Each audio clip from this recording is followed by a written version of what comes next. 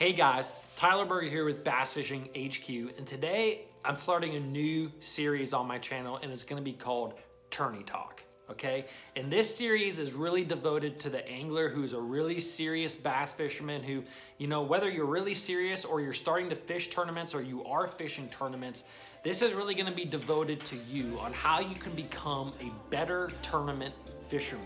So let's get started. I think that this is going to be an awesome series. So before we get started, guys, please go check out ColumbusBarrelCo.com. We make really awesome products out of old bourbon barrels. I'm gonna leave a link in the description. And if you guys use the coupon code BASS25, you can get 25% off. This video, I'm gonna recap a little bit of what I did at Lake Hartwell. If you haven't seen that tournament video, you can click here above and you're gonna be able to see that tournament video. It'll show you everything that I did during the tournament at Lake Hartwell in the Bassmaster Open. Now I'm gonna recap real quick what I did going into practice and then going into the tournament, and then I'm gonna tell you about kind of the things that I learned, what went wrong, what went well, and I'm gonna give you the first Tourney Talk tip. That's a lot of T's. If you enjoy this style of video, please let me know. Give me a thumbs up, comment below, say, yes, I like these, do more. And of course, subscribe to the channel. So I'm gonna recap Hartwell real quick. Okay, going into this tournament, I had done a lot of research and I knew that Hartwell was a blueback herring lake. And I knew that the bass fed heavily on blueback herrings. And I also knew from my research, one of the primary patterns that you can do in September on Lake Hartwell is find schools of fish in offshore brush piles and catch them. And that's also the way that I really like to fish. I like to fish offshore. I like to fish run and gun style fishing where I pull up to a place, I make a few casts. If they're there, I catch them. If not, I leave. I like that style. So I really thought that this was gonna set up really well for me. And so going into practice, the first day of practice, I started idling, and I found a couple of brush piles. Immediately I realized about these brush piles was that the bass suspended really high in the brush piles. So what I mean by high is that I found a lot of brush piles in 20 to 25 foot of water that would be 10, 15, sometimes even 20 foot tall, okay? And these were brush piles, and they were also cane piles. They were man-made cane piles. And these fish would suspend on top and really on the highest part of that brush pile. And so, although you might be fishing in 25 foot of water, those fish are only about 10 foot down. And going into practice, I found that one of the best ways to catch those bass was with a topwater lure. I would just cast the topwater lure over top of them, and usually if I got bit on the topwater, it was a good fish. Like it was the type of fish you wanted to weigh in. I caught a couple of 5-pounders during practice. I caught a couple of 3.5-pound spots. All of them were primarily on the topwater bait. And now this topwater bait, since I know I'm gonna get asked about it, is actually called a JT. It's an Evergreen JT 115, and it's actually a silent bait. And I think that the silent really helped me out because those fish had seen a lot of chrome, big knocking, water spitting baits. And I think they were just a little conditioned to those. Now this bait here is very sneaky. When it goes across the top surface, it's not making, I mean, there's no rattles in this. It's completely silent. So it would really sneak past those fish, and I felt like I was getting a lot of bites because of that. So during the first couple of days of practice, I really kind of established that that was a pattern, that it was working. Now I was also catching some fish on a Sebile Magic Swimmer and a jerk bait. And so I really just left those couple of baits in my hand. And during the last 3 days of practice, I primarily just went and tried to find brush piles that had fish. And during the course of those couple of days, I found roughly 65 brush piles that had fish, and I had about another 25 piles that didn't have fish, but they looked good. Okay, so I'm talking 80 or 90 brush piles that I had that, you know, potentially all could have fish around them, in them, above them. So that was my practice. Now going into the tournament, that was my plan was to really figure out what they wanted, whether it was a topwater, a jerkbait, a Sebile, and that's what I did. The first day of the tournament, I weighed in 4 of my 5 keepers on this JT, and I weighed in one fish that actually, it was a fish that I saw schooling on the Little Magic Sabile swimmer. Okay, and this was the smaller size. I threw it on a spinning rod. It worked really, really well. But again, most of my fish came on the top water. Now, during the second day, it really got cloudy. It was rainy all day. It was really a weird day, and I just didn't get a lot of bites. And I only had about 6 keeper bites all day. I lost the 3-pounder that actually broke the split ring off of my topwater bait, which I had switched over to a Pop R. That's gonna be the first tourney tip talk that I'm gonna talk about, but I'm gonna recap the rest of the day real quick. I basically only caught 4 keeper fish. They only weighed 5 pounds, 9 ounces. I lost the 3-pounder that broke. I lost a 2.5-pounder. I had about a 3 and a 4-pounder both miss my a couple of other baits. Really unfortunate day, but I'm really just mad at myself because I couldn't figure out how to get more bites. And that really, really made me mad. I think it was an off day, but man, it really makes me mad. I'm not gonna lie. So let's talk about tourney talk tip number 1, and I'm actually not gonna number these. This is the first one because this is the first video, but I'm not gonna number these because I'm hopefully to have a lot of these tourney talk tips. But that is equipment. Equipment is everything in bass fishing, right? There's a lot of things that we can't control in bass fishing, right? I cannot control the weather conditions. I can't control whether it's rainy, whether it's sunny. I can't control the clouds. I can't control any of that stuff, right?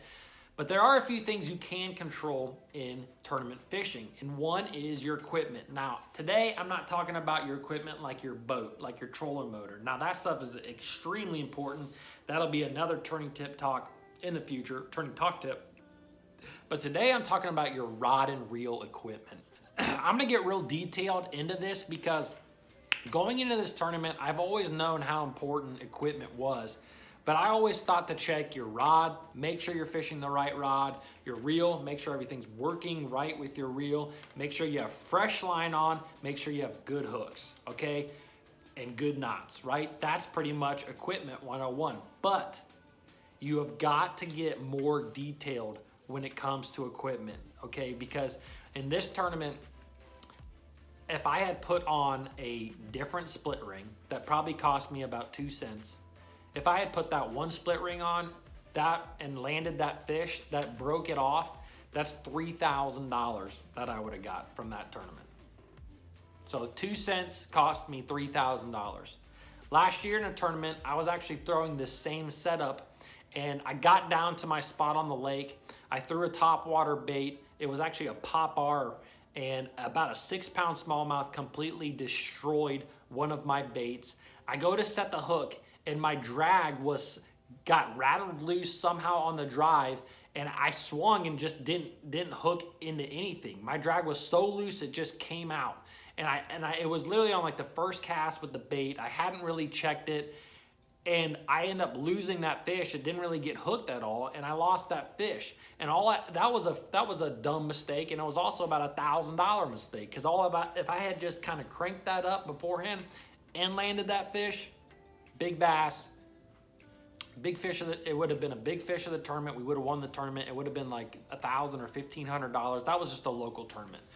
But what I'm saying is your rod and reel equipment, you have to make sure everything is completely dialed in. Those little minute, those little tiny details can cost you thousands of dollars. Okay, so I'm gonna go through this real quick, what you need to check when it comes to rods. So rod, the first and biggest thing, you wanna make sure you're fishing the right rod for the bait. Whether you're throwing a spinner bait, make sure you're throwing the proper rod for a spinner bait. If you're flipping, make sure it's the proper rod, okay? If you're throwing a topwater, same deal. Make sure you have the right rod. But let's get a little bit further into the rod, right? One thing you wanna check is your reel seat, okay? Make sure that your reel seat is actually securing your reel, because there's been a lot of times in tournaments, professional tournaments, that I've seen, high-level pros set the hook on a fish and the reel pops off, right? And stuff just gets rattled in your boat, so it happens. But make sure your reel seat is tight on there so that doesn't happen to you during a tournament. Going up further up the rod, you want to make sure you check your guides, okay? Check each guide of your rod. Make sure all your guides aren't bent over, they're all straight, they're all looking good. And not only just your guides, you wanna make sure that you check your eyelets, okay? I had a tournament last year. It was a Bassmaster Open. I got 4th place in on Lake Chickamauga. It was a great tournament, but the first day of the tournament, I kept seeing this weird fray that was happening about 3 feet up my line from my big worm that I was using.